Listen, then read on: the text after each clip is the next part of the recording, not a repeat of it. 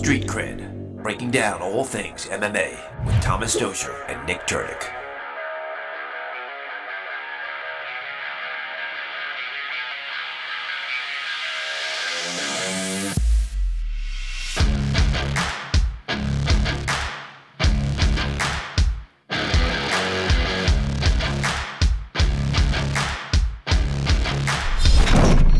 Street Cred.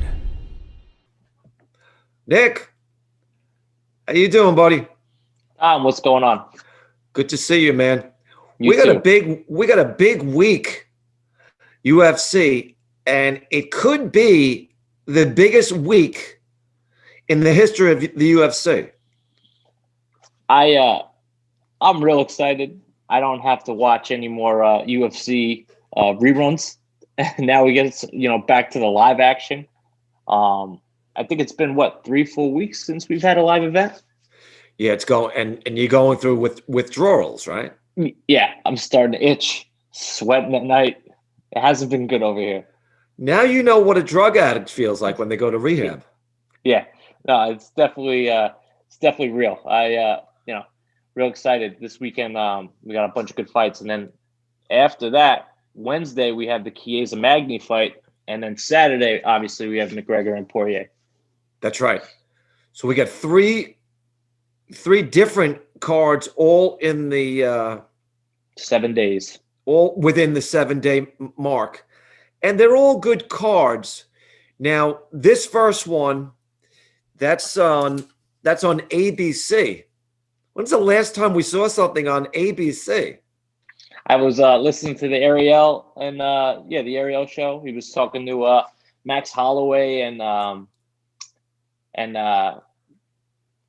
Calvin Kattar, who's obviously, and they were saying that I think the last fight on ABC was a boxing fight. I don't know who it was, but back in 2000.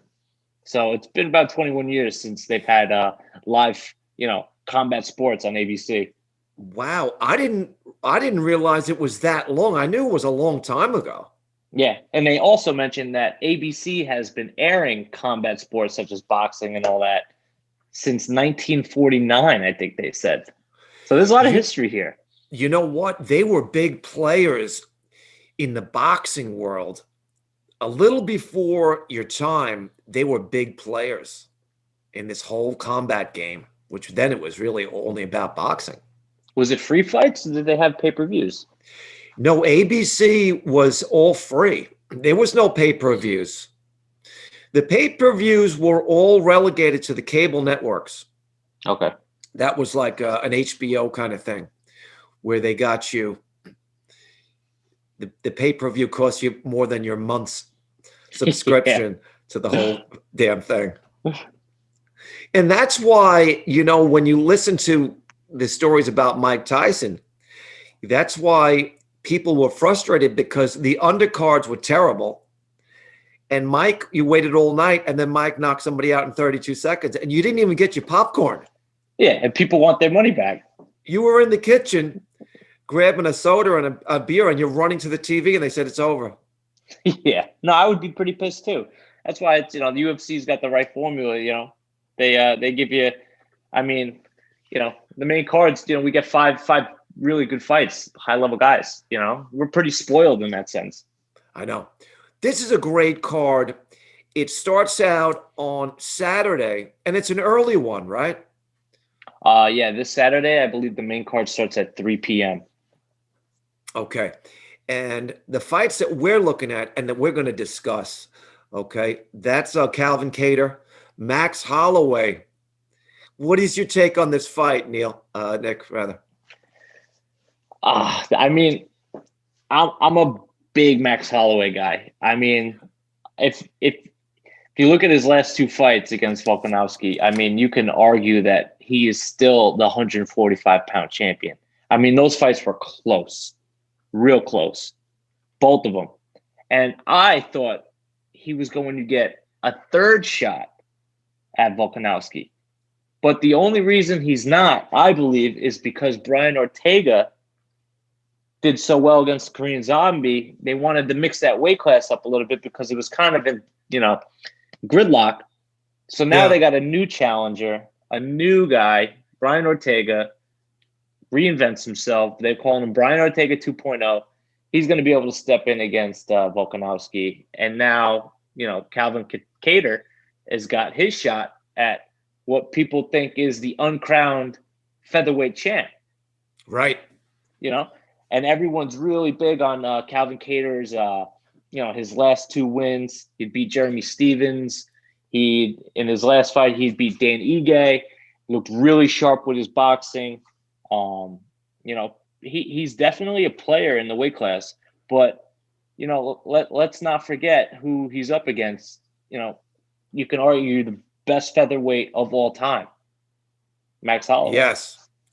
So I'm sticking with Holloway. I don't forget, the level he's at. I think he swarms him with volume, and I think he outstrikes him. I think he gets the finish.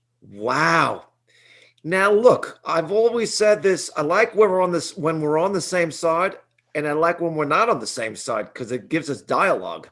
Yeah. But I'm on Calvin Kattar, who's actually not that far off as an underdog. I think he's plus 135. Well, that's a lot closer than I would have guessed. Right. Okay. And this is the way I see it, because Max is going to want to bring the striking, and he's going to want to turn this into a street fight in the middle of the ring. And I think that is a bad move for Max. All right. I think Calvin Kattar is the harder puncher, and I think he's got the quicker hands here. And I think that Holloway has been very effective with guys that didn't have those superior defensive boxing skills. Kattar has some very good defensive boxing skills here. And I like the snap on his punch. I don't take anything away from Max here. I think Max is a tremendous striker. I think he's just a little outclassed with the striking. So if it winds up where they're just going to face off and they're going to have a street fight in the middle of the ring, I go with Calvin Kattar. Now, what other areas could Max take this fight if things don't go his way here? I don't see Max being the type of guy to really game plan this. I know. I'm with you there. Yes, I hear you. I think he's someone who's going to just kind of give the fans what they want. He's going to stand in the middle of the ring and he's going to trade with Kattar. So, yep. I do think he has an advantage, being that he's faced all the best guys in the world already. He's fought Dustin Poirier. He's fought Conor McGregor. Good point. He's gotten a taste of everybody. Yeah, he's got the experience. And he's only 28, 29 years old. Yeah, that's right. He's a young guy. So he's still very much in his prime.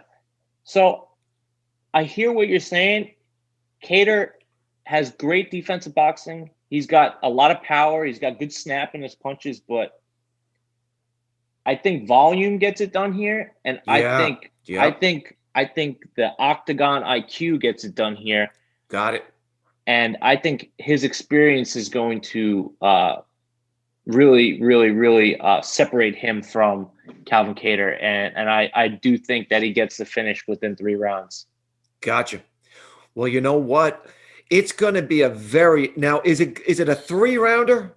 No, this will be a 5-round fight. It is a 5-rounder, right? Because it's the main fight on that card. All main events. Yep. This that was, I think, a year and a half, 2 years ago. They made every main event a 5-round fight. Okay.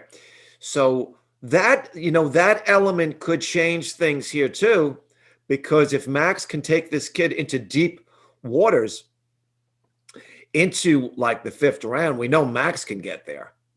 I mean, I don't remember a fight where Max hasn't gone the distance. No, Max goes there. Yeah, exactly. So he's definitely going to be prepared as far as cardio goes, because he knows where he needs to be. And yes, he does. I want to add something that I think you're going to like. After the first Volkanovski fight, Max eliminated sparring from his camps. He says, "Why take the extra damage? Save that for fight night." Well, you know what, Nick? It's 100% right. He's not the first guy to do that. No. A lot of guys in the last, let's call it 5 to 7 years, have been realizing the same exact thing. Why are we taking so much punishment? Because you're talking about a lot of rock'em sock'em robots and punches that you don't really need to take. Exactly. So And I think he's on the right track with that. Absolutely. yeah, he's fought everybody. He's going to show up. He's going to be in great shape, and he's going to fight. He's going to fight to the end, and he's going to throw a hell of a lot of punches. So he's in my opinion, he's in every fight he gets in the octagon. Yes. With that alone, with his experience, with his heart, and just his willingness to fight and bang with anybody. Great. All right. So to wrap this up, where do you see the fight ending, and how does it end? I think it ends Max Holloway TKO round 3. Okay. Because I got you on record here. Yeah. We will revisit this. That's right. And I'm going to say that Calvin Kattar is going to TKO in the 4th round. I don't think this fight goes 5 rounds either way. No, I don't think so either. Yeah. Because they're going to be throwing with bad intentions, and both of these guys can throw down. Yeah, there's going to be a lot of punches thrown, that's for sure. This is going to be a great fight, Nick, and I look forward to seeing you and watching this fight together.